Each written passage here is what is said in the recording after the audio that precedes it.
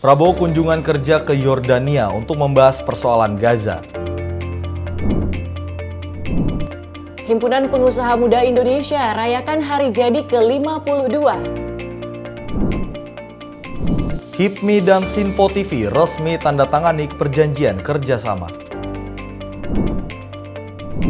Program PTSL cegah mafia tanah.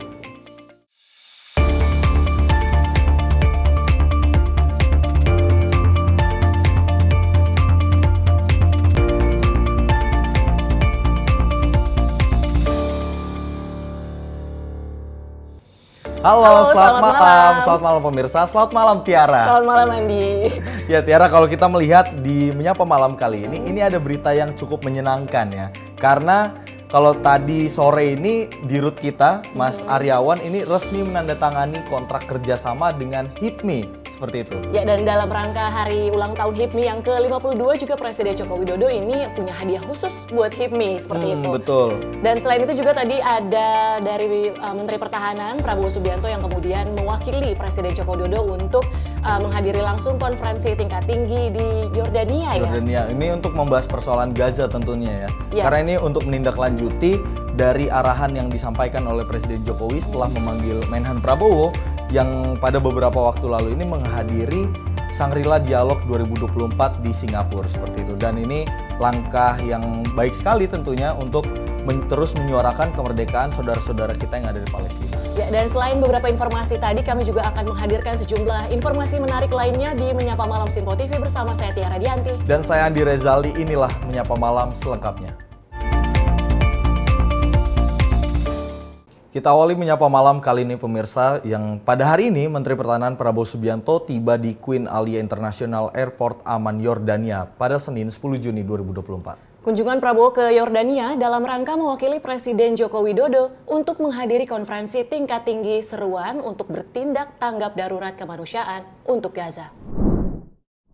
Menteri Pertahanan Republik Indonesia Prabowo Subianto tiba di Bandara Internasional Queen Alia, Yordania dengan sambutan yang hangat oleh sejumlah pejabat tinggi Yordania pada Senin 10 Juni 2024. Prabowo yang mengenakan setelan jas berwarna abu-abu dengan kacamata hitam tiba pukul 8.35 waktu setempat atau sekitar pukul 10 waktu Indonesia Barat. Kedatangan Prabowo di Amman, Yordania ini guna mewakili Presiden Joko Widodo untuk menghadiri konferensi tingkat tinggi Call for Action Urgent Humanitarian Response for Gaza. Konferensi ini diselenggarakan sehubungan dengan seruan gencatan senjata di Gaza dengan tujuan agar para kepala negara dapat memperkuat tanggapan komunitas internasional terhadap bencana kemanusiaan yang berlangsung. Dengan kehadiran perwakilan dari Indonesia diharapkan dapat memberikan kontribusi nyata dalam upaya bersama mengatasi krisis kemanusiaan di Gaza. Tim redaksi Sinpo TV melaporkan. Ya Tiara, kalau kita melihat tadi berita terkait dengan ketibaan dari Menteri Pertahanan kita, Prabowo Subianto, ini cukup disambut antusias juga ya dengan petinggi-petinggi yang ada di Yordania. Karena seperti yang kita ketahui, Indonesia memang posisinya ini posisi yang cukup penting juga dalam menyuarakan terus kemerdekaan untuk warga Palestina.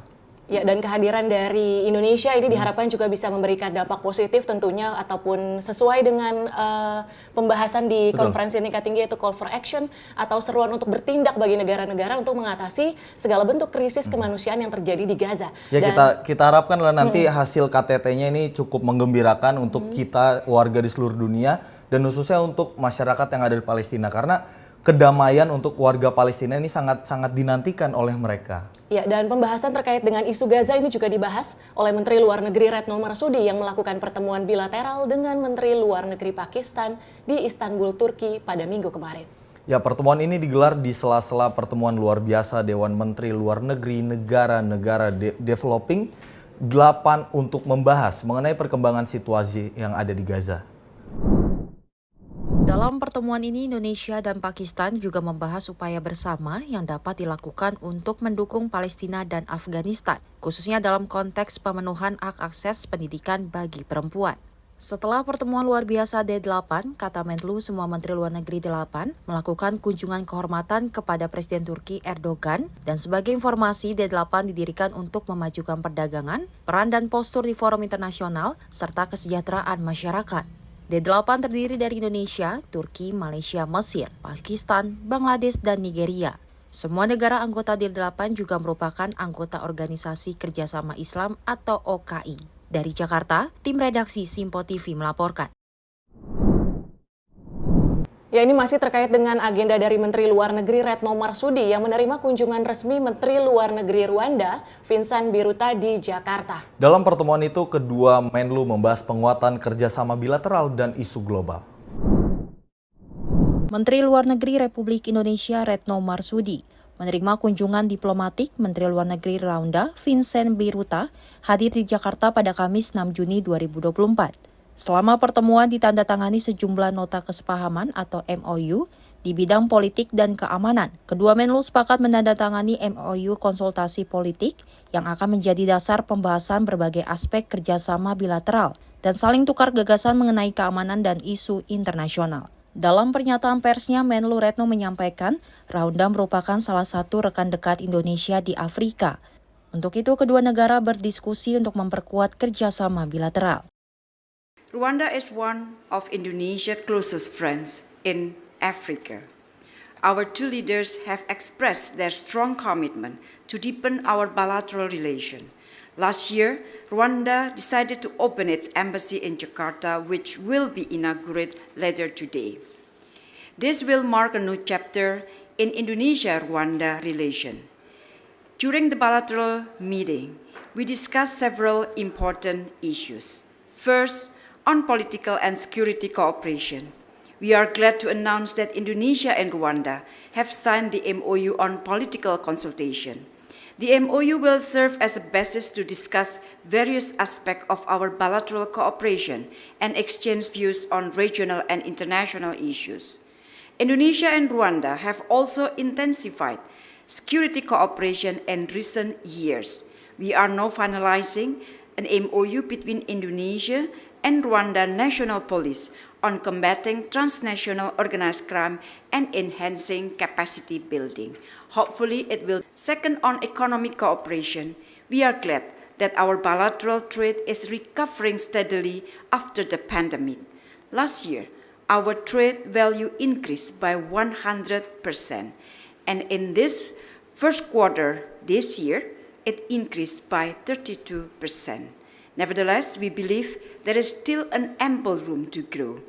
To further boost our economic cooperation, today we signed the MOU on general cooperation, which encompasses, among others, trade, agriculture, industry, energy, and mining.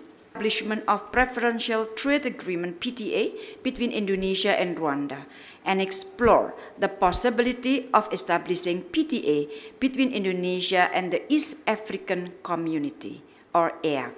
On people-to-people contact, today we have signed the agreement on visa exemption for holders of diplomatic and service passport that will simplify regulation on entry and stay for the two countries' officials and contribute to the strengthening of our friendly ties. Indonesia has granted Rwanda a visa on arrival status since February last year to intensify people-to-people contact, including B2B engagement. Bertepatan dalam waktu yang sama, Menteri Luar Negeri Rwanda Vincent Biruta meresmikan Kedutaan Besar Rwanda di Jakarta bersama Menteri Luar Negeri Retno Marsudi pada kunjungan perdananya ke Indonesia pada Kamis 6 Juni 2024. Dari Jakarta, tim redaksi Simpo TV melaporkan. Ya, Menteri Pertahanan Prabowo Subianto ini juga menerima kunjungan kerja dari Dubes Chili di Kementerian Pertahanan Republik Indonesia. Dalam pertemuan itu, kedua negara menyatakan ketertarikan untuk menjalin kerjasama antar kawasan. Menteri Pertahanan Prabowo Subianto membahas kolaborasi pertahanan saat melakukan pertemuan bilateral dengan Duta Besar Chili untuk Indonesia dan ASEAN Mario Inacia Artaza di Kementerian Pertahanan Jakarta. Kedua negara tersebut tertarik untuk saling aktif bekerja sama dalam membangun kolaborasi antar kawasan, terutama di bidang pertahanan. Selain itu, kedua negara tersebut menganut sikap saling menghormati terkait hukum internasional yang berlaku, serta selalu menjaga hubungan yang saling menguntungkan. Selain itu, Duta Besar Chili mengajak Prabowo untuk dapat menjadi pengamat pada acara Forum South Pacific Defense Minister Meeting atau SPDMMM pada tahun selanjutnya. Dari Jakarta, Tim redaksi Simpo TV melaporkan. Ya, kita lanjut masih terkait dengan pertemuan-pertemuan ini, Tiara dan juga pemirsa. Ini terkait dengan Menteri Pertahanan sekaligus Presiden terpilih Prabowo Subianto yang menerima kunjungan Duta Besar Denmark untuk Indonesia di ruang kerjanya di Kementerian Pertahanan. Kunjungan ini menjadi kesempatan baik bagi kedua negara untuk membicarakan peningkatan kerjasama antar kedua negara. Menteri Pertahanan Prabowo Subianto menerima kunjungan Duta Besar Denmark, Sten Frimod Nielsen, di kantor Kementerian Pertahanan Jakarta. Kunjungan ini menjadi kesempatan yang baik bagi kedua negara untuk membicarakan peningkatan kerjasama antara kedua negara, khususnya di bidang pertahanan. Prabowo berharap hubungan dengan Denmark terkait pertahanan semakin diperkuat di masa depan. Diketahui kerjasama pertahanan Indonesia dengan Denmark telah diwadahi oleh Kementerian Luar Negeri untuk kedua negara melalui Plan of Action atau POA 2017-2020. Dengan hasil Forum Kerjasama Bilateral atau FKB RI Denmark ketiga pada Oktober 2020 untuk penyusuan POA 2021 hingga 2024. Bukti kerjasama industri pertahanan antara Indonesia dan Denmark yang sudah terjalin yaitu antara PT PAL dengan teman AS Denmark dalam penyediaan Combat System kapal cepat rudal atau KCR 60M dan kapal bantu rumah sakit pada tahun 2018. Dari Jakarta, tim redaksi Simpo TV melaporkan. Kalau melihat apa yang dilakukan Prabowo ya Tiara, ini saya kayak melihat zaman di mana Presiden Soekarno. Artinya banyak sekali pertemuan-pertemuan dengan pemimpin-pemimpin negara gitu ya. Karena memang kalau kita melihat isu-isu global saat ini memang harus turut menjadi sorotan untuk pemerintahan selanjutnya lebih tepatnya. Ya, dan tadi dengan pemerintah Chili, kemudian dengan Denmark, yang keduanya sama-sama, kedua negara ini sama-sama tertarik gitu ya untuk kembali membangun kerjasama dalam bidang pertahanan. Selain itu juga tentunya dalam menjalin kerjasama ini harus memperhatikan atau mematuhi hukum internasional yang berlaku. Ya. Dan ini masih terkait dengan agenda dari Menteri Pertahanan Prabowo Subianto yang menerima kunjungan kehormatan mantan Perdana Menteri Turki tahun 2016-2018. Dalam kunjungannya, mantan Perdana Menteri Turki didampingi juga oleh Duta Besar Republik Indonesia di kantor Kementerian Pertahanan Jakarta.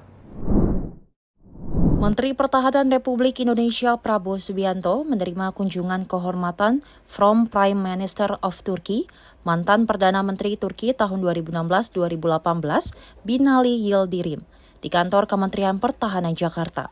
Wakil Menteri Pertahanan RI Muhammad Herindra menyambut kedatangan HE Binali Yildirim dan sekaligus mengikuti rangkaian jajar kehormatan. Kemudian Menteri Pertahanan Prabowo Subianto turut menyambut dan menyapa di ruangan BTI Kemenhan. Pertemuan keduanya ini dilanjutkan diskusi yang berlangsung di ruang kerja Menhan Republik Indonesia untuk menandai langkah penting dalam memperkuat hubungan bilateral antara Indonesia dan Turki, serta menjadi peluang yang baik antara kedua negara, khususnya pada sektor pertahanan. Prabowo juga menyampaikan bahwa Indonesia sangat mengapresiasi komitmen kuat Kementerian Pertahanan Turki dalam mendukung kerjasama industri pertahanan, baik dalam rangka government to government maupun business to business. Diharapkan kedua negara tersebut dapat saling meningkatkan kemampuan industri pertahanan Indonesia ke depannya. Kerjasama yang dibangun antara Indonesia dan Turki diharapkan mempererat hubungan diplomatik serta memperkuat posisi kedua negara di kancah internasional. Dari Jakarta, tim redaksi Simpo TV melaporkan. Ya Tiara, kalau kita melihat ini berbagai pertemuan bilateral terus dilakukan, salah satunya adalah terkait dengan Menteri Pertahanan Prabowo Subianto yang sudah bertemu dengan beberapa Perdana Menteri bahkan juga Presiden. Karena kalau yang kita ketahui di Shangri-La Dialog 2024 di Singapura beberapa waktu yang lalu, ini juga sudah menemui beberapa presiden dari berbagai negara, salah satunya adalah Zelensky terkait dengan Ukraina. Ini juga ditarik untuk melihat bagaimana situasi yang ada di Gaza. Lagi-lagi persoalan Gaza, ini kalau di setiap pertemuan bilateral, pejabat-pejabat kita pasti turut menyinggung terkait dengan situasi yang ada di Gaza. Ya, dan berarti hal tersebut menunjukkan bahwa komitmen dari pemerintah Indonesia untuk kemudian turut serta dalam berbagai isu penting dunia untuk terus melibatkan berbagai langkah proses diskusi dari pemerintah Indonesia yang ditunjukkan melalui Menteri Pertahanan tadi Prabowo Subianto dalam kunjungan kerjanya. Ke Yordania ya. Ya, dan berita selanjutnya kami akan tampilkan tentu lebih menarik, pemirsa tetap di Menyapa Malam, Simpo TV. Makin mudah baca berita di aplikasi Sinpo ID. Pilih rubrik berita yang kamu suka seperti berita hukum, politik, peristiwa, budaya, olahraga, gaya hidup, dan berita dari kancah dunia. Selain itu, supaya nggak ketinggalan info update, kamu juga bisa cek laman utama berita terkini dan menyalakan notifikasi. Download aplikasi Sinpo ID sekarang juga.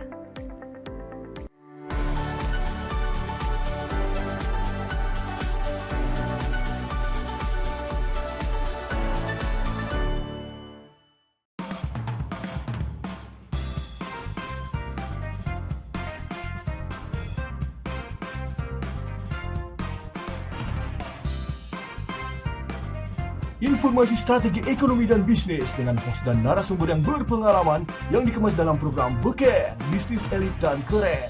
Setiap Sabtu dan Minggu pukul 16.00 hanya di Sinpo TV. Bersama saya, Roni Francis, dan saya Doni De Keizer. Saksikan program Beken, Bisnis Elit dan Keren hanya di Sinpo TV.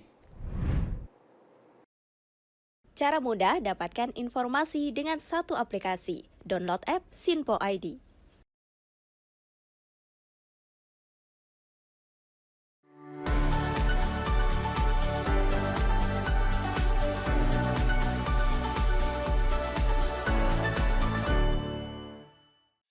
Halo, salam jumpa pemirsa. Kami kembali hadir dengan rangkaian informasi yang dihimpun dari berbagai penjuru dunia. Kami hadirkan rangkuman informasi terkini dari seluruh penjuru dunia hanya untuk Anda. Informasi paling penting dan sajian berita menarik kami sajikan hanya di Sinpo Dunia. Bersama saya Dewi Manik, inilah Sinpo Dunia selengkapnya untuk Anda.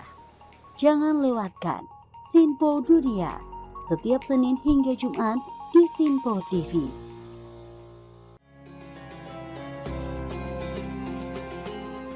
Sambut pagi hari dalam program Ngopi, obrol perkara ilmu bersama Ustadz Ahmad Haris dan Bunda Suri Susanti. Setiap hari pukul 5 pagi hanya di Sinpo TV.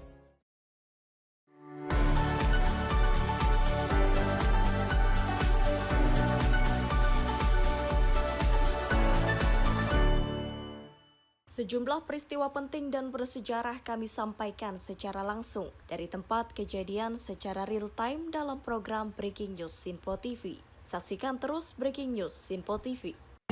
Halo, salam jumpa pemirsa. Senang sekali kita kembali hadir menjumpai Anda dalam Menyapa Malam ini. Rangkuman informasi berkualitas siap temani Anda di malam hari. Sajian berita teraktual yang menjadi pembicaraan kami hadirkan ke layar kaca. Laporan dari berbagai peristiwa kami sajikan ke ruang informasi Anda.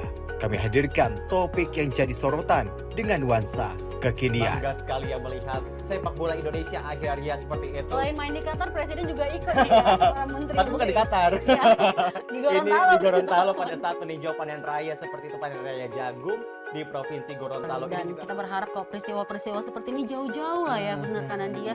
Karena mengerikan Curanmor, terus kayak kejadian seperti tadi yang nggak kita duga, nggak kita sangka, yang kita jauh-jauhkan nih bisa saja menimpa gitu. Dan kita tetap harus berhati-hati pemirsa. Saya Andi Rezaldi, saya Chef Hakung. Terima kasih sudah menonton. Selamat malam dan sampai jumpa. Saksikan selalu Menyapa Malam setiap Senin sampai Jumat pukul 20.00 waktu Indonesia bagian Barat hanya di Sinpo TV.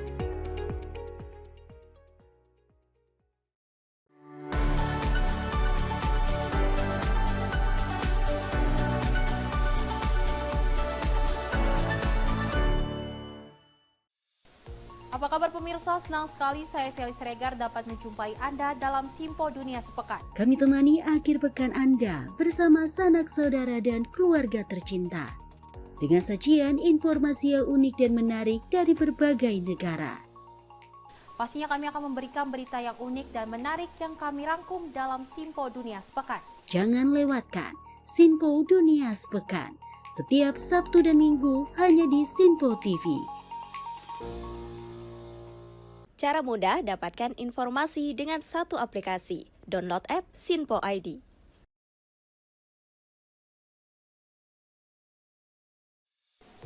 Salam jumpa pemirsa, Anda menyaksikan Sinpo Sepekan bersama saya Syem Hakung. Beragam informasi selama sepekan kami sajikan untuk Anda. Rangkuman berita yang menjadi sorotan media massa siap menemani akhir pekan Anda bersama keluarga tercinta.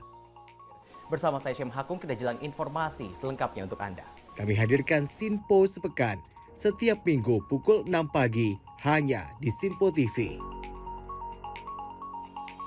Sinpo TV kembali hadir pemirsa dengan berbagai informasi yang terjadi di parlemen selama 1 pekan terakhir dalam program Warta Parlemen bersama saya, Andi Rezaldi. Dari ruang komisi hingga ruang sidang paripurna, sejumlah keputusan penting kerap kali diputuskan oleh para wakil rakyat di gedung Dewan. Agar tidak terlewatkan sejumlah peristiwa penting dan bersejarah dari gedung parlemen, kami sajikan kepada pemirsa Sinpo TV dalam Warta Parlemen. Hadir setiap Sabtu pukul 9 pagi waktu Indonesia Barat hanya di Sinpo TV. Cara mudah dapatkan informasi dengan satu aplikasi. Download app Sinpo ID.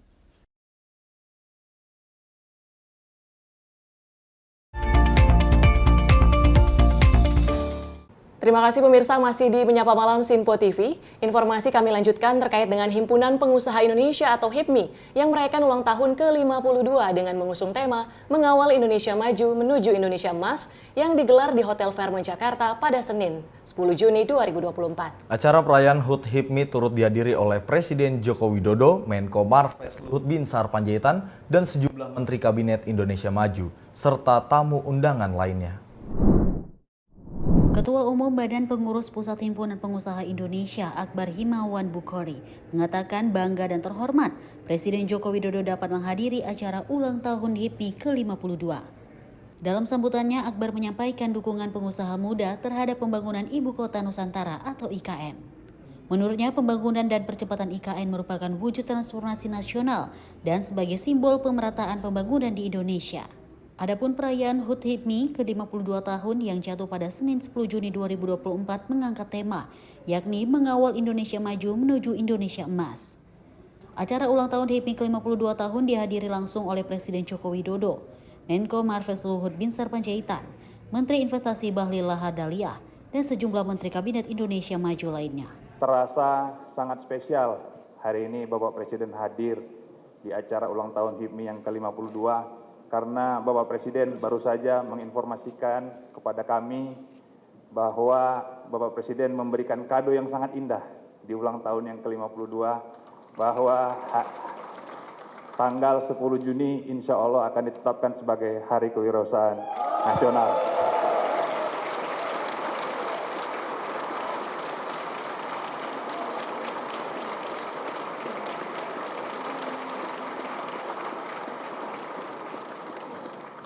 Terima kasih Bapak Presiden, ini adalah tonggak sejarah yang kami sama-sama sangat syukuri bahwa Bapak Presiden sangat luar biasa perhatiannya terhadap dunia usaha. Kami tahu bahwa Bapak Presiden sangat memperhatikan dunia usaha karena pertumbuhan dunia usaha ataupun jumlah pengusaha dari Bapak Presiden dilantik tahun 2014 sampai sekarang tahun 2024 mengalami jumlah peningkatan yang sangat signifikan. Rasio pertumbuhan pengusaha kita dari 1,8% sekarang hampir 3,8% di bawah kepemimpinan Bapak Presiden Joko Widodo. Untuk itu kami semua merasa bangga dan kami semua merasa sangat terhormat berapa kebijakan Bapak Presiden sangat membantu dalam bentuk apapun, baik dari perbaikan infrastruktur dan juga afirmasi-afirmasi dan bentuk-bentuk wujud nyata program-program kerja, termasuk salah satunya adalah Ibu Kota Nusantara. Kami HIPMI lengkap 34 provinsi dan Badan Pengurus Lengkap telah melakukan rapat Badan Pengurus Lengkap dihadiri dengan pendapat dari 34 provinsi ketua umum bahwa keputusan organisasi kami adalah mendukung keberlanjutan IKN dan percepatan IKN karena IKN adalah wujud transformasi ekonomi nasional dan juga simbol dari pemerataan pembangunan Indonesia. Dari Jakarta, Jihan Nabila, Ahmad Mutia, Sinpo TV melaporkan. Ya, baik, sekali lagi selamat ulang tahun untuk Himpunan Pengusaha Muda Indonesia yang berulang tahun ke-52 tepatnya pada hari ini. Dan memang HIPMI ini bukan hanya menghadirkan atau melahirkan pengusaha muda, melainkan juga pemimpin daerah dan juga nasional. Betul. Dan HIPMI juga mengapresiasi ini kepresidenan Joko Widodo dari awal pemerintahan hingga memasuki akhir masa jabatannya, karena memang dari era awal Joko Widodo ini memimpin sudah dilahirkan banyak pengusaha muda yang tentunya ini akan memberikan dampak bagi perekonomian Indonesia dan diharapkan Indonesia ini bisa menjadi tuan rumah bagi negeri sendiri. Betul sekali. Nah, berbicara soal membantu pemerintahan Presiden Jokowi dalam khususnya di sektor ekonomi ya, Tiara dan juga pemirsa, tentunya kalau berbicara soal ulang tahun ini tidak mungkin kalau tidak berbicara soal kado. Nah, berita selanjutnya ini pemirsa, ini Presiden Joko Widodo yang hadir di acara ulang tahun Himpunan Pengusaha Muda Indonesia atau HIPMI ke-52 52 tahun di Hotel Fairmont Jakarta. Dalam acara itu, Presiden Jokowi memberikan kado ulang tahun kepada HIPMI, yakni penetapan Hari Kewirausahaan Nasional pada 10 Juni 2024. Dalam perayaan HUT HIPMI ke-52 tahun, Presiden Joko Widodo memberikan kado berupa penetapan Hari Kewirausahaan Nasional yang diperingatkan setiap tanggal 10 Juni 2024. Kado tersebut telah ditandatangani dan ditetapkan oleh keputusan Presiden. Hal itu disampaikan Jokowi saat memberikan sambutannya di acara HUT HIPMI ke-52 yang digelar di Hotel Fairmont Jakarta Senin 10 Juni 2024. Jokowi mengatakan usulan itu sudah diajukan oleh para pendiri hingga Ketua Umum HIPMI saat berkunjung ke istana beberapa waktu lalu. Saya ingin menyampaikan ucapan selamat hari jadi, selamat ulang tahun yang ke-52 kepada seluruh keluarga besar HIPMI yang hari ini merayakan ulang tahun. Dan sebagai kado ulang tahun, tadi sudah didahului oleh Ketua Umum. Sebetulnya tadi tidak usah saya bisiki. Timing yang begitu sangat sempit dari mobil ke sini saya bisiki, sudah saya tanda tangani Hari Kewirausahaan Nasional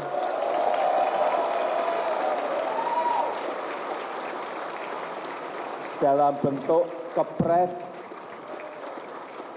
sesuai yang diajukan dan diminta dari pendiri HIPMI, dari Ketua Umum HIPMI. Seingat saya sebulan atau 2 bulan yang lalu waktu berkunjung ke istana. Jadi dalam bentuk kepres.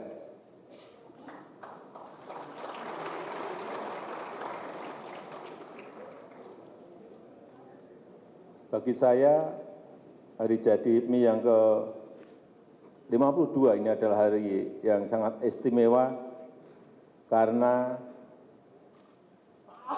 nanti di ulang tahun yang ke-53 yang hadir sudah Bapak Presiden Prabowo Subianto. Dari Jakarta, Jihan Nabila Ahmad Mutia, Sinpo TV melaporkan. Ya, sekali lagi selamat ya. Ini kado yang cukup spesial juga karena ketika hari jadi sebuah organisasi dijadikan sebuah hari besar, ini cukup sangat menjadi kebanggaan tersendiri. Tentunya untuk para anggota dan juga pengurus dari HIPMI. Kado manis ya, kado manis dari Presiden Jokowi di hari ulang tahun HIPMI yang ke-52 tahun. Betul. Nah, ini masih dalam rangkaian acara ulang tahun HIPMI, Himpunan Pengusaha Indonesia atau HIPMI resmi melakukan penandatanganan perjanjian kerjasama dengan kantor berita Sinpo TV. Ya, penandatanganan itu berlangsung dalam acara HUT HIPMI ke-52 tahun yang langsung ditandatangani oleh Direktur Sinpo TV Aryawan dan Ketua BPP HIPMI Akbar Himawan Bukhori pada Senin 10 Juni 2024. Ketua Umum Badan Pengurus Pusat Himpunan Pengusaha Indonesia atau HIPMI Akbar Himawan Bukhori dan Direktur Utama Sinpo Media Group Aryawan resmi menandatangani Perjanjian Kerjasama atau PKS. Dalam pernyataan tertulis, Akbar berharap kerjasama antara HIPMI dan Sinpo Media Group dapat terjalin dengan sangat baik dan dapat memperluas pasar anggota HIPMI di seluruh Indonesia. Penandatanganan kerjasama dilakukan oleh Ketua Umum BPP HIPMI Akbar Himawan Bukhori dan Direktur Utama Sinpo Media Group Aryawan di hadapan petinggi negara dalam acara perayaan HUT HIPMI ke-52 di Hotel Fairmont Jakarta. Selain penandatanganan PKS dengan Sinpo Media Group, Hikmi juga melakukan MOU dengan Garuda Indonesia dan Lembaga Pengajian Pangan, Obat-obatan, dan Kosmetika Majelis Ulama Indonesia atau LPPOM MUI. Sebelumnya, Hikmi dan Sinpo Media Group melaksanakan Memorandum of Understanding atau MOU yang berlangsung di kantor Sinpo TV Kuitang, Jakarta Pusat pada 9 Mei lalu. Dirut Sinpo Media Group menyatakan selalu terbuka bagi organisasi yang ingin menjalin kerjasama dengan pihaknya. Dari Jakarta, Jihan Nabila Ahmad Mutia, Sinpo TV melaporkan. Nah, kalau berbicara soal kerjasama antara HIPMI dan Sinpo TV, ini tepat sekali untuk bekerja sama dengan Sinpo TV. Karena HIPMI itu adalah himpunan pengusaha muda. Nah, di Sinpo TV ini kan muda-muda. Lihat aja direktur kita, Mas Aryawan, muda kan? Iya, jadi balik lagi ke kerjasama ini dalam bentuk publisitas. Terkait dengan tadi pengusaha-pengusaha muda untuk lebih diperkenalkan ya, dia secara nasional. Lagi-lagi tujuannya agar menjadi tuan rumah di negeri sendiri. Nah, Sinpo TV hadir untuk kemudian membantu menjembatani. Betul sekali. Nah, kalau di RUT kita sih, Mas Aryawan ini selalu membuka bagi seluruh stakeholder maupun instansi yang ingin bekerja sama dengan kita, Sinpo TV, ini terbuka sebesar-besarnya dan nanti bisalah dibicarakan dengan di RUT kita, Mas Aryawan. Ya nggak, Mas Ari? Baik, pemirsa, kita akan beralih ke informasi selanjutnya. Ini terkait dengan pilkada. Bakal calon wakil gubernur Jawa Timur, Hovifah Indar Parawansa, angkat bicara terkait dukungan PDI Perjuangan dengan syarat posisi cawagup. Ya, Hovifah menegaskan bahwa dirinya sudah sepaket dengan Emil Dardak untuk maju di Pilgub Jawa Timur 2024. Respon pernyataan Ketua DPP PDIP Said Abdullah yang menyebut akan memberikan dukungan kepada Hovifah jika dipasangkan dengan kadernya. Menanggapi hal ini, bakal calon gubernur Jawa Timur Hovifah Indar Parawansa mengatakan dirinya tak ingin dipasangkan dengan figur lain selain Emil Dardak. Oleh karena itu, Hovifah menyebut bahwa ia telah sepaket dengan Emil untuk maju di pemilihan Gubernur Jawa Timur 2024 mendatang. Lebih luas, ia pun mengaku tak pernah disodorkan nama lain untuk mendampinginya di Pilgub Jawa Timur oleh PDIP.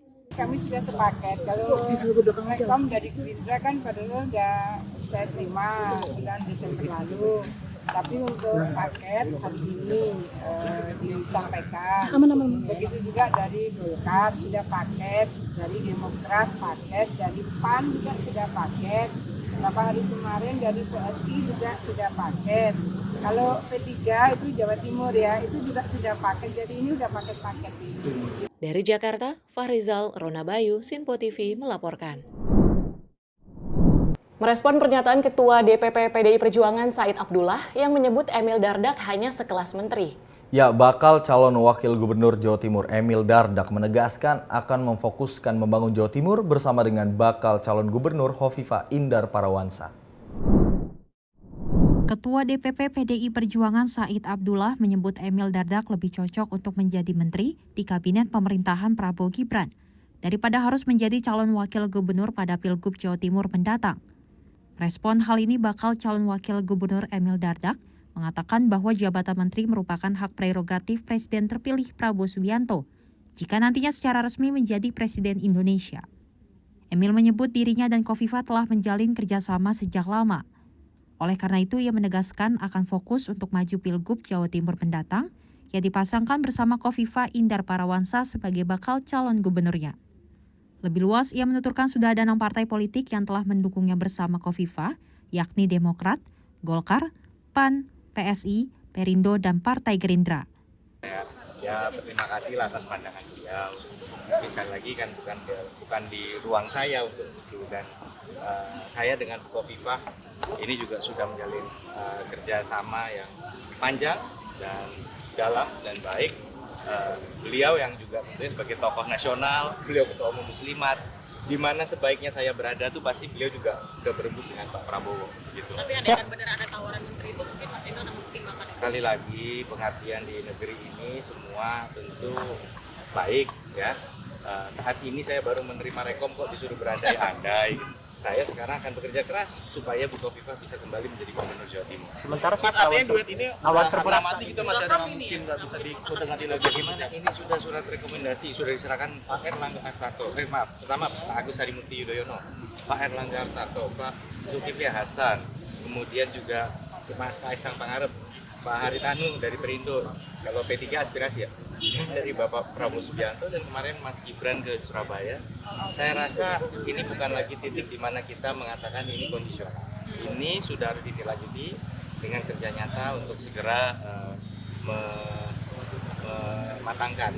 Dari Jakarta, Fahrizal, Rona Bayu, Simpo TV melaporkan. Wah, ini kalau Hovifah dan Emil nih sepertinya kalau dari statementnya tidak mau terpisahkan nih, seperti itu.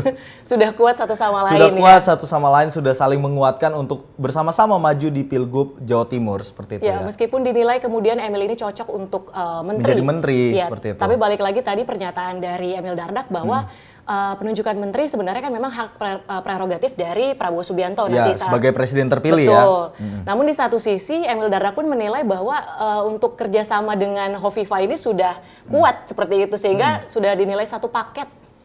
Karena kalau kita melihat Jawa Timur kan sudah baik sekali. Yang salah satu yang disoroti adalah terkait dengan prestasinya dalam menurunkan angka kemiskinan di Jawa Timur. Ini yang patut diapresiasi sekali. Nah, kita masih seputar dengan Hovifah dan Emil. Ini Partai Demokrat turut angkat bicara terkait pernyataan Ketua DPP PDIP Said Abdullah yang menyebut Emil Dardak hanya sekelas menteri.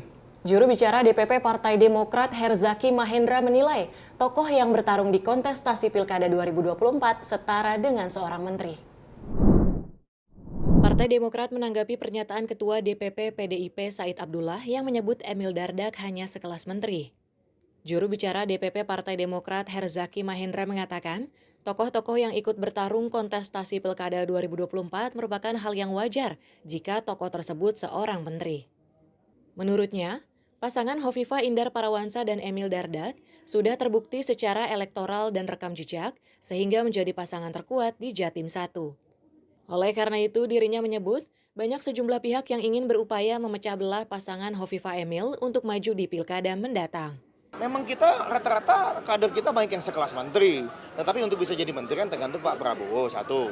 Yang kedua, Mas, kalau kita bicara mengenai Jawa Timur ini ya, loh, Bu Hovifah itu menteri loh. Menteri turun gunung ke Jawa Timur. Jadi wajar dong kalau tokoh-tokoh yang bertarung di Jawa Timur itu yang emang kelasnya kelas menteri gitu loh. Menurut kami gitu ya. Dan kemudian kenapa bisa Mas Emil Dardak dan Bu Hovifah bersama? Ya karena ini kuat sekali. Kuat sekali nih. Dia udah terbukti elektoralnya, terbukti rekam jejaknya, kinerjanya, penerimaan masyarakat, chemistry-nya kan sangat kuat nih. Nah sehingga bagi kami ini pasangan yang sangat solid. Apalagi dukungan politiknya juga luar biasa hari ini. Ada Gerindra, ada Golkar, ada PAN juga kan sudah mendukung nih. Di luar kami juga. Ya kan? Nah sehingga bagi kami ya inilah pasangan yang terbaik. Kan kira-kira begitu. Nah, kalau misalnya bilang ada yang mau menyodorkan calonan ya silakan saja. Ya karena mereka tahu nggak mungkin bisa menang ini. Berat menang melawan Bu Hovifah dan Mas Emil Dardak sehingga berupayalah memecah pasangan ini begitu. Itu sederhana lah, wajar namanya dalam politik yaitu langkah yang sah dan wajar tapi kami solid mendukung Bu Hovifah dan Mas Emil Dardak. Dari Kabupaten Bandung, Jawa Barat, Fahrizal, Rona Bayu, Simpo TV melaporkan. Ya kalau berbicara soal tadi bagaimana Emil Dardak ini lebih pantas katanya untuk menjadi menteri, kemudian juga ini juga ditanggapi dengan Emil Dardak, ya sebenarnya ya itu hak prerogatif dari presiden terpilih Prabowo Subianto. Tapi kan kalau melihat tadi respon dari Ketua DPP PDIP Said Abdullah ini kata Emil Dardak lebih cocok. Ini kan karena ada maksud nggak sih sebenarnya? Karena kan PDIP di Jawa Timur ini kan pengen kursi bacawagup seperti itu. Makanya melontarkan isu-isu yang seperti itu. Ya nggak sih Tiara? Jadi memang kalau dari pengamat gitu ya, menilai bahwa janganlah dipecah belah seperti itu. Karena memang sudah dinilai kuat nih dinilai kuat begitu ya antara Emil dan juga Hovifah, dan di satu sisi juga sudah punya rekam jejak dan juga kinerja di pemerintahan sebelumnya begitu ya. Betul sekali, karena kalau misalkan kita melihat ini pasangan Hovifah dan Emil walaupun November masih lama, ini sudah ada beberapa partai politik yang sudah mendeklarasikan, artinya sudah trust terhadap pasangan ini tuh cukup tinggi. Lalu untuk apa lagi untuk dipecah-pecah lagi gitu kan? Karena kalau kita melihat pembangunan yang ada di Jawa Timur ini sudah sangat baik. Yang khususnya tadi yang sudah saya sampaikan terkait dengan angka kemiskinan ini cukup turun drastis di zaman Hovifah dan Emil menjabat sebelumnya. Ya, dan kalaupun juga dinilai sekelas menteri berarti itu sebagai hal yang bagus bahwa untuk pemilihan kepala daerah ini diisi oleh orang-orang yang berkualitas sehingga tentunya pembangunan daerah ini diharapkan akan rata gitu ya untuk di pembangunan kota. Nah, kalau kita melihat kan ya mau jadi menteri kek, mau jadi kepala daerah kek, kalau emang orangnya bagus ya bagus saja gitu kan. Seperti itu. Baik pemirsa, kami akan melanjutkan informasi setelah jeda, tetap di Menyapa Malam, Sinpo TV.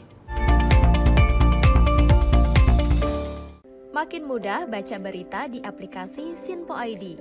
Pilih rubrik berita yang kamu suka seperti berita hukum, politik, peristiwa, budaya, olahraga, gaya hidup, dan berita dari kancah dunia. Selain itu, supaya nggak ketinggalan info update, kamu juga bisa cek laman utama berita terkini dan menyalakan notifikasi. Download aplikasi Sinpo ID sekarang juga.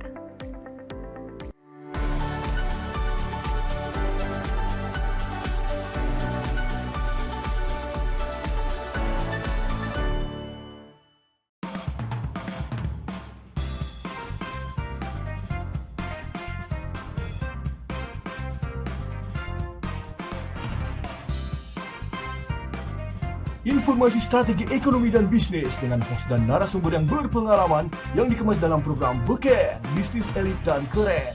Setiap Sabtu dan Minggu pukul 16.00 hanya di Sinpo TV. Bersama saya, Roni Francis. Dan saya, Doni De Keizer. Saksikan program Beken, Bisnis Elit dan Keren. Hanya di Sinpo TV. Cara mudah dapatkan informasi dengan satu aplikasi. Download app Sinpo ID.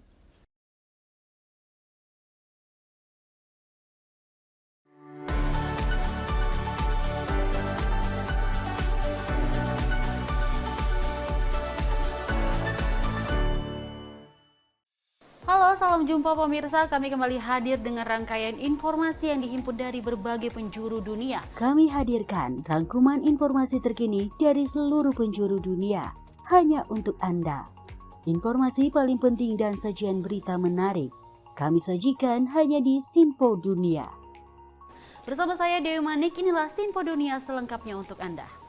Jangan lewatkan Sinpo Dunia setiap Senin hingga Jumat di Sinpo TV.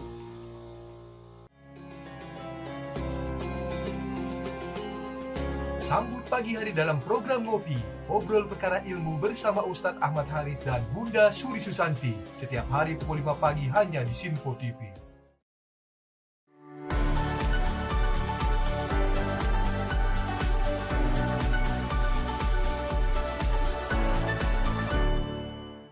Sejumlah peristiwa penting dan bersejarah kami sampaikan secara langsung dari tempat kejadian secara real time dalam program Breaking News Sinpo TV. Saksikan terus Breaking News Sinpo TV.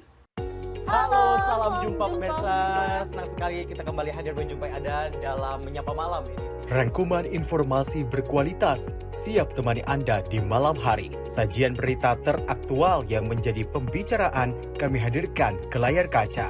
Laporan dari berbagai peristiwa kami sajikan ke ruang informasi Anda. Kami hadirkan topik yang jadi sorotan dengan nuansa kekinian. Bangga sekali yang melihat sepak bola Indonesia akhirnya seperti itu. Selain main di Qatar, Presiden juga ikut nih ya, para menteri. Tapi bukan di Qatar. Ya, di Gorontalo. Ini di Gorontalo pada saat meninjau panen raya seperti itu, panen raya jagung di Provinsi Gorontalo. Dan kita berharap kok peristiwa-peristiwa seperti ini jauh-jauh lah ya, benar kan Andi ya. Karena mengerikan Curanmor, terus kayak kejadian seperti tadi yang nggak kita duga, nggak kita sangka, yang kita jauh-jauhkan nih bisa saja menimpa gitu. Dan kita tetap harus berhati-hati pemirsa. Saya Andi Rezaldi, saya Chef Hakung. Terima kasih sudah menonton. Selamat malam dan sampai jumpa. Saksikan selalu Menyapa Malam setiap Senin sampai Jumat pukul 20.00 waktu Indonesia bagian Barat hanya di Sinpo TV.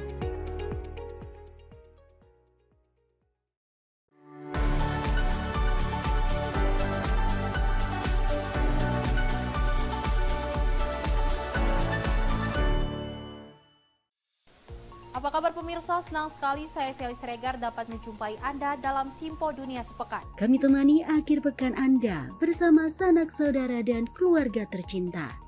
Dengan sajian informasi yang unik dan menarik dari berbagai negara. Pastinya kami akan memberikan berita yang unik dan menarik yang kami rangkum dalam Sinpo Dunia Sepekan. Jangan lewatkan Sinpo Dunia Sepekan setiap Sabtu dan Minggu hanya di Sinpo TV. Cara mudah dapatkan informasi dengan satu aplikasi. Download app Sinpo ID.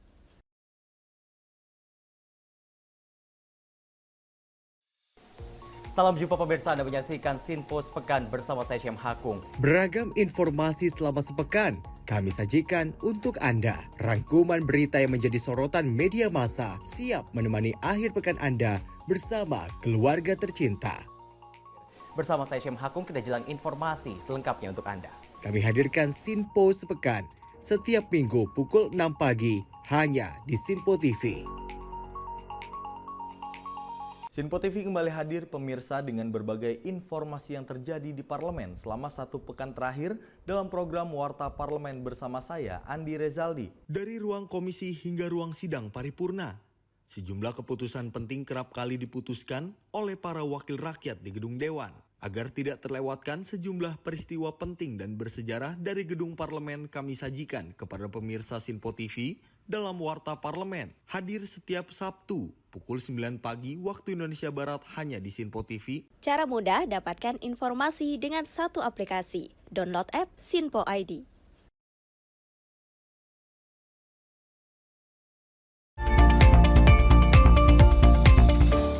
Anda masih di Menyapa Malam Sinpo TV, pemirsa. Genap 100 hari usai ditunjuk sebagai Menteri Agraria, Tata Ruang, dan Badan Pertahanan Nasional, Agus Harimurti Yudhoyono membeberkan 3 arahan Presiden kepada dirinya. AHY mengungkapkan setiap kementerian yang ada harus terintegrasi agar fleksibilitas dan mobilitas yang lebih baik.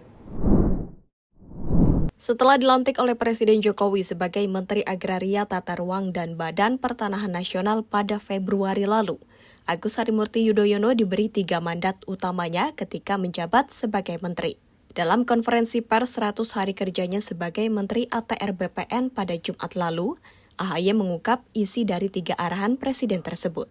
AHY menyampaikan implementasi sertifikat tanah elektronik bagi masyarakat, perbaikan peraturan pemerintah nomor 18 tahun 2021 tentang hak guna usaha perdagangan karbon, serta program 120 juta pendaftaran tanah sistematis lengkap, atau PTSL, sebagai 3 arahan utama Presiden Jokowi pasca penunjukannya sebagai Menteri ATR BPN. Sertifikat elektronik agar semakin masif.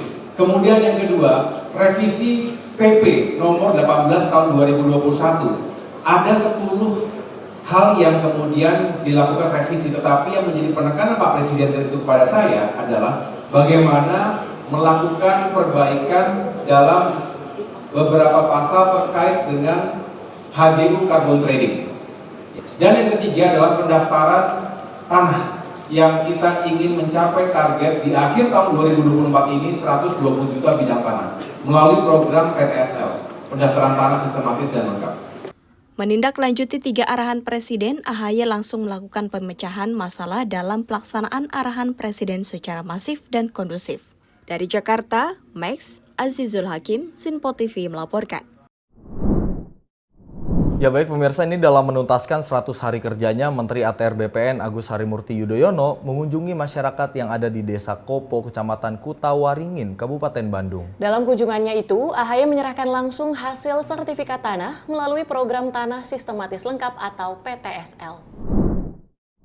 Menteri Agraria, Tata dan Ruang Badan Pertanahan Nasional atau ATR BPN Agus Harimurti Yudhoyono mengunjungi Desa Kopo, Kecamatan Kutawaringin, Kabupaten Bandung. AHY mengatakan, ada sebanyak 25 hasil pendaftaran melalui program pendaftaran Tanah Sistematis Lengkap atau PTSL diberikan kepada warga secara door-to-door. Dengan diserahkannya sertifikat ini secara langsung, ia menyebut bahwa sertifikat tanah yang telah terdaftar sudah sah dan memiliki kepastian hukum dan mempunyai nilai ekonomi. Lebih luas dirinya berharap, sertifikat tanah hasil PTSL tersebut, pelaku UMKM dapat merasakan manfaat nilai ekonominya di tingkat makro ataupun mikro. Pagi hari ini, tanggal 9 Juni ya, hari Minggu, kita bisa bersilaturahmi. Saya secara langsung bisa mengunjungi masyarakat yang ada di Desa Kopo, Kecamatan Kutawaringin, Kabupaten Bandung. Jadi walaupun hari Minggu, tetap kita bisa berkegiatan dengan baik, apalagi tentu masyarakat telah menantikan sertifikat hak milik yang akhirnya bisa kita serahkan secara langsung. Tadi ada berapa sertifikat yang diberikan? Tadi total berapa jadinya Pak Kanta? 25 Bapak. Dengan semua ada 25 sertifikat.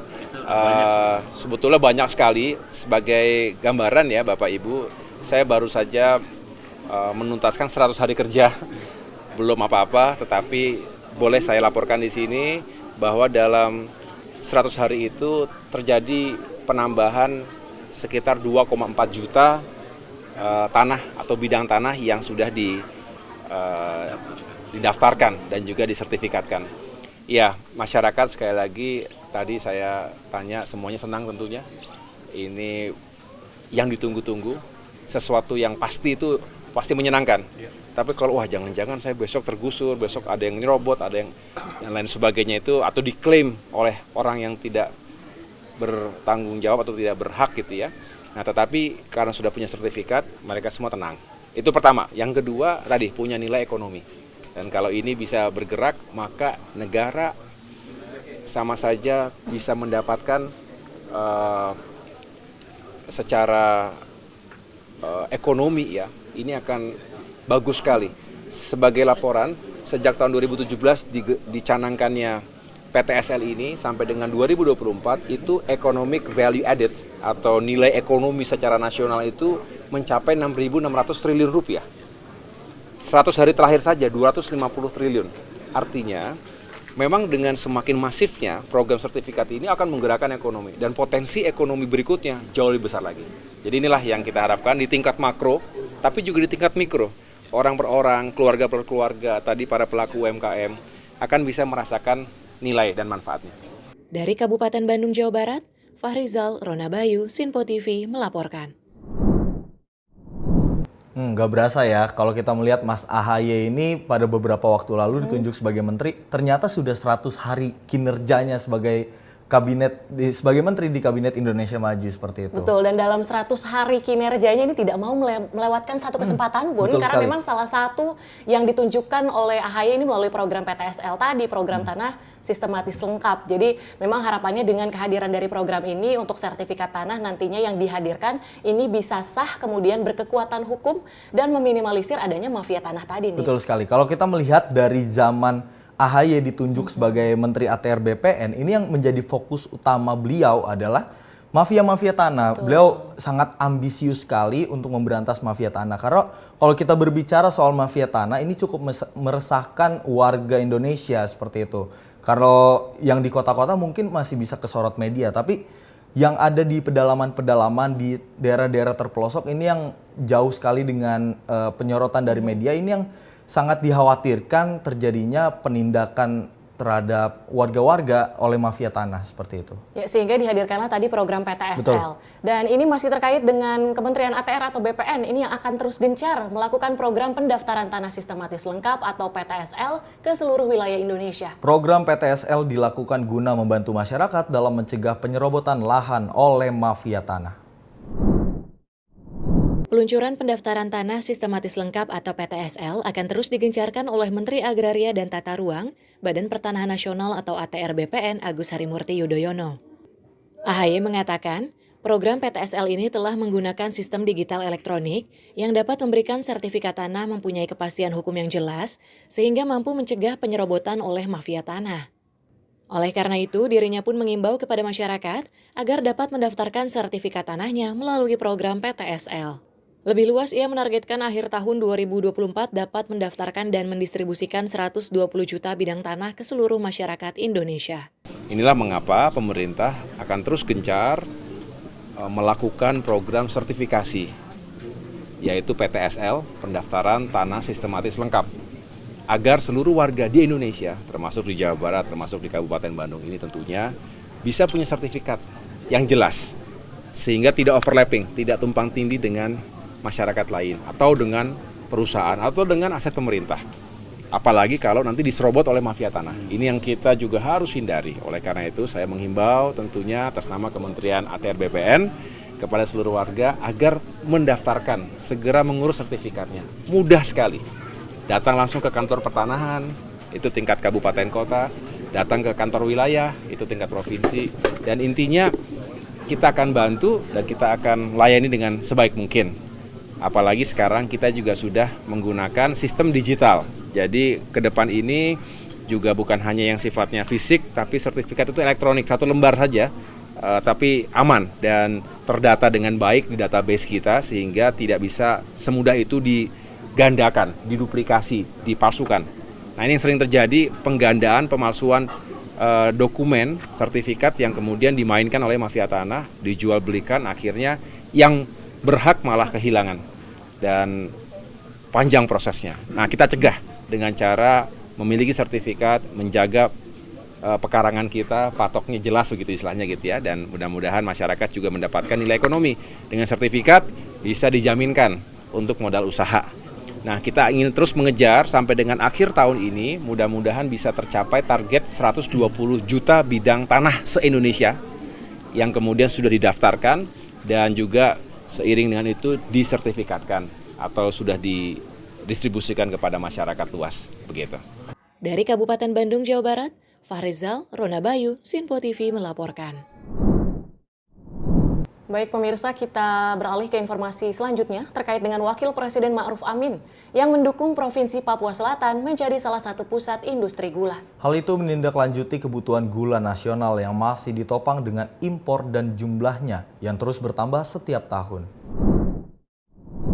Wakil Presiden Kiai Ma'ruf Amin mengunjungi kawasan perkebunan tebu Semayam, Kampung Gutibob, Kecamatan Tanah Miring, Kabupaten Merauke. Di lokasi tersebut, Wapres meninjau secara langsung laboratorium investasi pilot proyek perkebunan tebu dan greenhouse.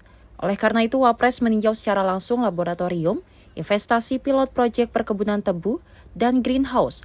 Oleh karena itu, mengharapkan pengembangan perkebunan tebu khususnya di Merauke dapat berhasil, bahkan hingga memiliki kadar gula di atas 11% seperti Australia. Saat menyampaikan paparannya, pemimpin PT Global Papua Abdi, Toto Lestio, melaporkan bahwa di kawasan perkebunan tebu Semayam nantinya akan dibangun pabrik gula dan bioetanol. Bahkan Papua Selatan dalam perencanaan 2025 hingga 2029 diproyeksikan menjadi pusat pertanian, perkebunan, kelautan, dan pariwisata. Dalam perkembangan perkebunan tebu, Merauke tergolong baru untuk budidaya tebu, sehingga memerlukan benih unggul dan pihaknya telah mendatangkan bibit dari Jawa Timur dan Australia untuk diteliti agar bisa ditanam dan dikembangkan di Merauke. Rencananya 5 pabrik gula dibangun di Merauke untuk mengelola tebu yang mencakup lahan seluas 490.000 hektar dalam satu ekosistem rantai pasok. GPA juga membangun fasilitas laboratorium di lokasi kebun pembibitan yang menunjang riset dan kultur jaringan untuk menghasilkan bibit tebu unggul dan berkualitas serta berfungsi sebagai pusat riset tebu. Dari Jakarta, tim redaksi Sinpo TV melaporkan.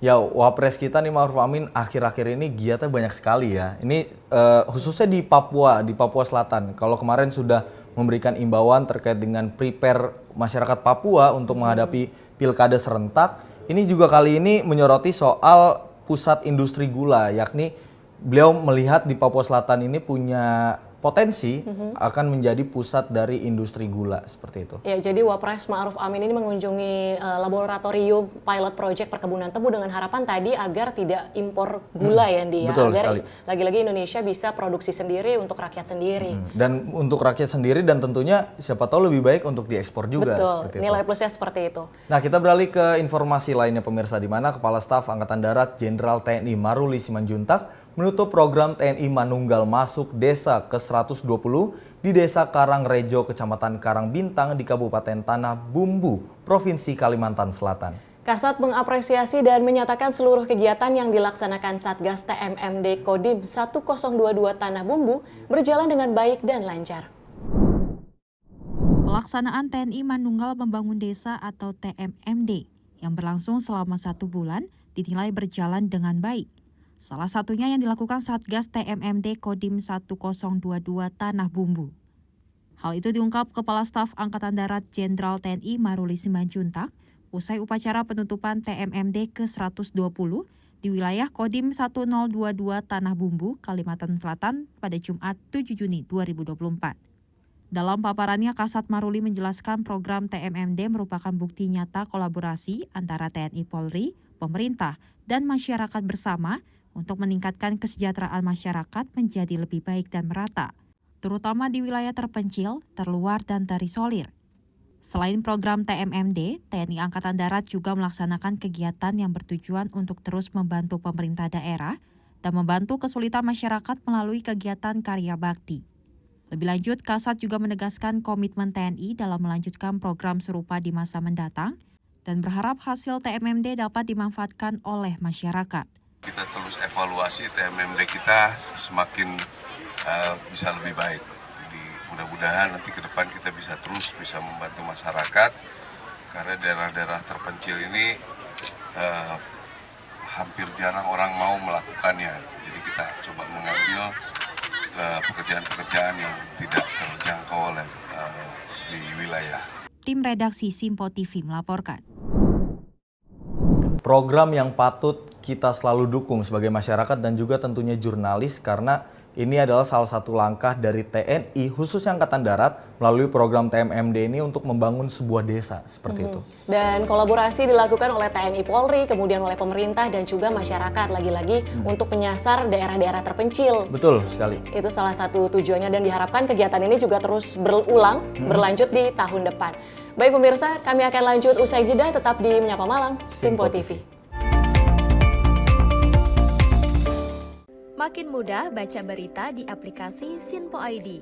Pilih rubrik berita yang kamu suka seperti berita hukum, politik, peristiwa, budaya, olahraga, gaya hidup, dan berita dari kancah dunia. Selain itu, supaya nggak ketinggalan info update, kamu juga bisa cek laman utama berita terkini dan menyalakan notifikasi. Download aplikasi Sinpo ID sekarang juga.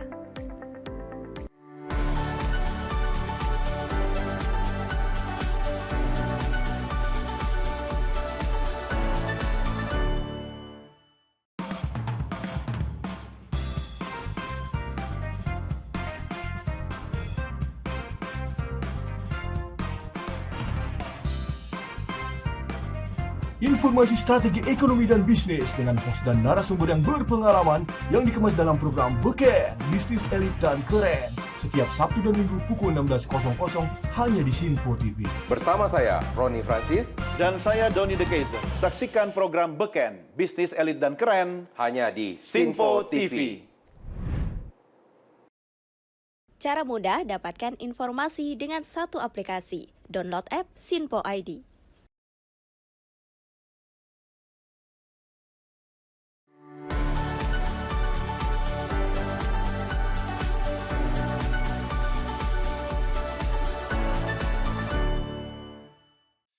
Halo, salam jumpa pemirsa. Kami kembali hadir dengan rangkaian informasi yang dihimpun dari berbagai penjuru dunia. Kami hadirkan rangkuman informasi terkini dari seluruh penjuru dunia hanya untuk Anda.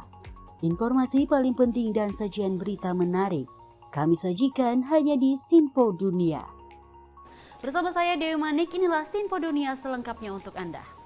Jangan lewatkan Sinpo Dunia setiap Senin hingga Jumat di Sinpo TV.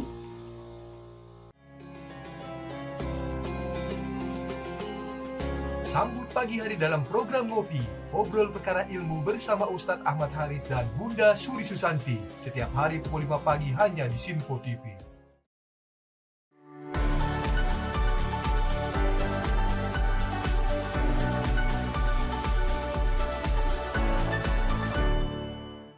Sejumlah peristiwa penting dan bersejarah kami sampaikan secara langsung dari tempat kejadian secara real time dalam program Breaking News Sinpo TV. Saksikan terus Breaking News Sinpo TV.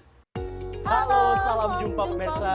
Senang sekali kita kembali hadir menjumpai Anda dalam Menyapa Malam ini. Rangkuman informasi berkualitas siap temani Anda di malam hari. Sajian berita teraktual yang menjadi pembicaraan kami hadirkan ke layar kaca. Laporan dari berbagai peristiwa kami sajikan ke ruang informasi Anda. Kami hadirkan topik yang jadi sorotan dengan nuansa kekinian. Bangga sekali yang melihat sepak bola Indonesia akhirnya seperti itu. Selain main di Qatar, Presiden juga ikut nih ya, para menteri. Tapi bukan di Qatar. Ya, di Gorontalo. Ini di Gorontalo pada saat meninjau panen raya seperti itu, panen raya jagung di Provinsi Gorontalo. Dan kita berharap kok peristiwa-peristiwa seperti ini jauh-jauh lah ya, benar kan dia. Karena mengerikan curanmor, terus kayak kejadian seperti tadi yang nggak kita duga, nggak kita sangka, yang kita jauh-jauhkan nih bisa saja menimpa gitu. Dan kita tetap harus berhati-hati pemirsa. Saya Andi Rezaldi. Saya Chef Hakung. Terima kasih sudah menonton. Selamat malam dan sampai jumpa. Saksikan selalu Menyapa Malam setiap Senin sampai Jumat pukul 20.00 waktu Indonesia bagian Barat hanya di Sinpo TV.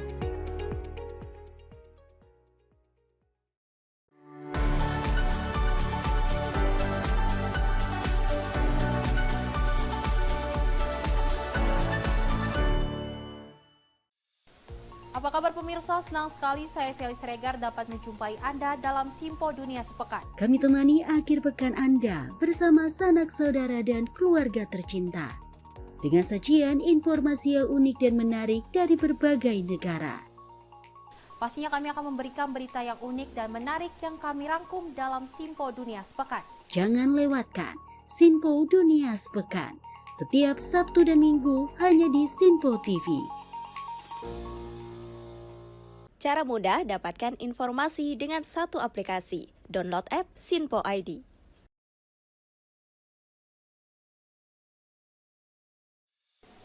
Salam jumpa pemirsa, Anda menyaksikan Sinpo Sepekan bersama saya Syam Hakung. Beragam informasi selama sepekan kami sajikan untuk Anda. Rangkuman berita yang menjadi sorotan media massa siap menemani akhir pekan Anda bersama keluarga tercinta.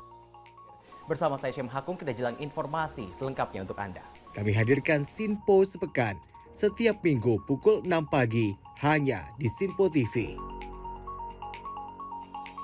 Sinpo TV kembali hadir pemirsa dengan berbagai informasi yang terjadi di parlemen selama satu pekan terakhir dalam program Warta Parlemen bersama saya, Andi Rezaldi. Dari ruang komisi hingga ruang sidang paripurna, sejumlah keputusan penting kerap kali diputuskan oleh para wakil rakyat di gedung Dewan. Agar tidak terlewatkan sejumlah peristiwa penting dan bersejarah dari gedung parlemen kami sajikan kepada pemirsa Sinpo TV dalam Warta Parlemen. Hadir setiap Sabtu pukul 9 pagi waktu Indonesia Barat hanya di Sinpo TV. Cara mudah dapatkan informasi dengan satu aplikasi. Download app Sinpo ID.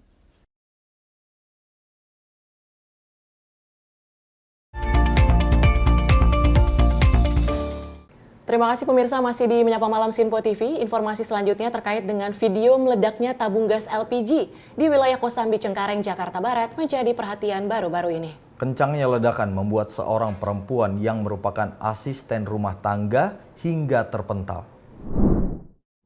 Peristiwa ledakan diduga berasal dari tabung gas terjadi di sebuah rumah yang tergeletak di Blok E2 kawasan Duri Kosambi, Cengkareng, Jakarta Barat. Terlihat di video pada saat ART mencuci piring, tiba-tiba terdengar suara ledakan dari bawah tempat cuci piring. Setelah terjadi ledakan, hampir seluruh barang yang ada di area dapur pun hancur dan terpental. Menurut keterangan pemilik rumah, diduga penyebab terjadi ledakan pada tabung gas adalah selang regulator gas yang longgar dan terlepas. Hingga kini kasusnya masih dalam penyelidikan Polsek Cengkareng. Dari Jakarta, tim redaksi Sinpo TV melaporkan. Musibah ledakan terjadi di salah satu perumahan di kawasan Duri Kosambi Baru, Cengkareng, Jakarta Barat. Diduga ledakan ini terjadi akibat adanya kebocoran selang regulator yang menempel pada tabung gas. Dari rekaman kamera pengawas ini nampak seorang asisten rumah tangga sedang mencuci alat makan di sebuah rumah di perumahan Duri Kosambi Baru, Cengkareng, Jakarta Barat. Seketika timbul ledakan dari bagian bawah kompor hingga membuat korban terpental. Menurut saksi, peristiwa ini terjadi saat korban mencuci piring alat makan di dapur. Namun saat itu ledakan muncul dari bagian lemari dapur di bagian bawah yang digunakan untuk menyimpan tabung gas. Diduga ledakan ini terjadi adanya kebocoran selang regulator yang menempel pada tabung gas yang berada di dalam lemari. Ya saya dekat sini memang ada bunyi dikit tuh. Nggak ada yang korban. Ya, cuman dikit ada kena pembantunya kena kaget ya. Jadi kena beling dikit. Itu sudah diobatin. Sudah ini ditangani nama kepolisian Cengkareng. Berarti jadi, apa Pak yang terbakar itu Pak? Yang ledak itu apa? Ledak itu apa Pak? Ada ledakan itu. Kalau dari video kita lihat kan sempat ada ledakan itu Pak. Ya, ledakan itu dari ini aja dari selang. Selang gas? Ya, regulator. Regulator yang macet, bukan tabung gas. Tabung gas aman. Oh, tabung gasnya enggak meledak. Terus itu dia meledak kena kaget. Jadi si pembantu itu langsung lari, teriak-teriak gitu, karena dia kaget. Sama juga pembantu lagi cuci piring, ya kan? Nah, jadi saat ini saya boleh katakan sudah aman. Pihak kepolisian yang mendapati laporan tersebut kemudian mendatangi lokasi kejadian perkara guna mencari keterangan saksi dan mengumpulkan bukti-bukti lainnya. Tidak ada korban jiwa dalam peristiwa ini, namun korban asisten rumah tangga diketahui mengalami luka ringan di bagian kaki, imbas dari insiden tersebut. Sementara kasus kini tengah ditangani oleh pihak kepolisian sektor Cengkareng, Jakarta Barat. Dari Jakarta, kontributor Sinpo TV melaporkan. Ya kalau kita melihat video yang viral di sosial media yang baru-baru ini, yang tadi sudah kami hadirkan, ini cukup besar sekali ledakannya sampai itu ART itu sampai mental gitu, Tiara dan juga pemirsa. Ini apa ya, harus menjadi pusat perhatian juga kalau kita melihat ini dari Pertamina sebagai penyuplai dari gas. Ini mungkin harus lebih pengecekannya mungkin harus lebih detail lagi seperti itu. Ya, jadi selain dari produsen, di satu sisi juga sebagai konsumen, ini harus memberikan perhatian juga saat pemakaian gas tersebut ya, Andi, agar kemudian kejadian ini diharapkan tidak terulang lagi, agar tidak terjadi kebocoran atau bahkan memakan korban jiwa. Betul. Nah, kita beralih ke berita selanjutnya, ini pemirsa, terkait dengan sekumpulan pemuda yang diduga gangster kembali membuat resah warga Ciamas, Bogor, Jawa Barat dengan membawa senjata tajam. Aksi yang viral di media sosial ini diduga akan melakukan penyerangan di sekitar lokasi. Sebuah video yang beredar di media sosial memperlihatkan beberapa pemuda yang diduga gangster menggunakan sepeda motor terlihat di daerah Ciamas, Bogor, Jawa Barat. Dilansir dari akun Instagram @BogorDailyNews, terlihat dalam rekaman video tersebut para pemuda berniat melakukan penyerangan di sekitar lokasi pada pukul 3 pagi waktu Indonesia Barat. Beberapa pemuda juga bahkan membawa senjata tajam yang membuat warga sekitar semakin khawatir. Warga pun berharap pihak kepolisian dapat menindaklanjuti kasus ini agar tidak memakan korban. Tim redaksi Simpo TV melaporkan. So keren banget ya. Emang keren gitu kalau jadi gangster seperti itu ya. Ini bukan lagi zamannya ketika ingin mencari ketenaran, ini tidak harus berbuat kriminal, tapi bisa disalurkan ke hal-hal yang lebih positif seperti itu. Kayak kita mungkin siaran di Simpo TV, hal yang positif, mencari ketenaran seperti itu. Iya, lagi-lagi ketenaran seharusnya bisa melalui prestasi ya, prestasi yang diunggulkan, jangan seperti dengan gangster yang meresahkan warga, kemudian malah memakan korban jiwa khawatirnya ya. Ini yang harus dari pemerintah, khususnya dari pihak kepolisian ini harus lebih aware lagi terkait dengan gangster, karena ini kalau kita melihat kasus yang 8 tahun belum selesai, ini kasus Vina, ini kan diakibatkan oleh gangster juga seperti itu. Jangan sampai kasus Vina ini dapat menyebabkan ada Vina-Vina selanjutnya. Ini yang kita harapkan jangan sampai terjadi lagi. Ya, dan pemirsa, kita akan masuk ke berita selanjutnya. Ini terkait dengan nasib malang menimpa pedagang hewan kurban di Jati Asih, Bekasi, Jawa Barat yang harus kehilangan kambing dagangan miliknya. Pelaku beraksi pada waktu subuh, di mana dengan cara menggotong hewan kurban tersebut. Rekaman CCTV memperlihatkan aksi pencurian hewan kurban di Jalan Ratna, Kecamatan Jati Asih, Kota Bekasi. Berdasarkan video yang viral di media sosial, aksi tersebut terjadi pada Rabu 5 Juni 2024, sekitar pukul 4:05 waktu Indonesia Barat. Pelaku terlihat perlahan-lahan mengangkut kambing dari lapak tersebut dan membawanya dengan cara digotong. Diketahui hewan kurban yang dicuri adalah kambing dengan ukuran sekitar 50 kg, bercorak hitam putih, serta bertuliskan nama Vero di bagian tubuh kambing tersebut. Selain meresahkan, aksi pencurian hewan ternak kerap terjadi menjelang Hari Raya Idul Adha atau Hari Raya Kurban. Tim redaksi Simpo TV melaporkan. Sangat disayangkan sekali ya, ini menjelang Idul Adha ini malah ada kemalingan seperti ini. Dan tadi juga detail sekali nih yang buat naskah, ini Vero sampai ditulis, ada ciri-cirinya seperti itu kambingnya. Ya, kita harapkan nanti bisa ketemu kambingnya dan juga semoga pelaku cepat tertangkap seperti itu. Ya, lagi-lagi meresahkan warga dan kemudian juga sudah dengan ada inisial nama Vero, ini sepertinya sudah dibeli gitu ya oleh pemiliknya. Jadi ada inisial si Vero nama. Ya. Betul, si Vero. Si Vero kesian banget, mau Idul Adha mau ibadah, kambingnya malah hilang kecolongan. Dan juga merugikan tentunya bagi pedagang. Betul sekali. Karena kehilangan dari kambing yang belum diserahkan kepada pembelinya. Artinya harus mengganti ya. Karena kan itu kambing belum diambil dan artinya masih jadi tanggung jawab dari pedagang tersebut dan harus bertanggung jawab karena kambingnya si Vero hilang seperti itu. Ya, semoga kejadian tersebut tidak terulang lagi. Betul sekali. Dan pemirsa, informasi tadi sekaligus mengakhiri jumpa kita di edisi Menyapa Malam kali ini. Saya Tiara Dianti. Dan saya Andi Rezaldi mewakili segenap kru yang bertugas pamit undur diri. Selamat malam. Sampai jumpa.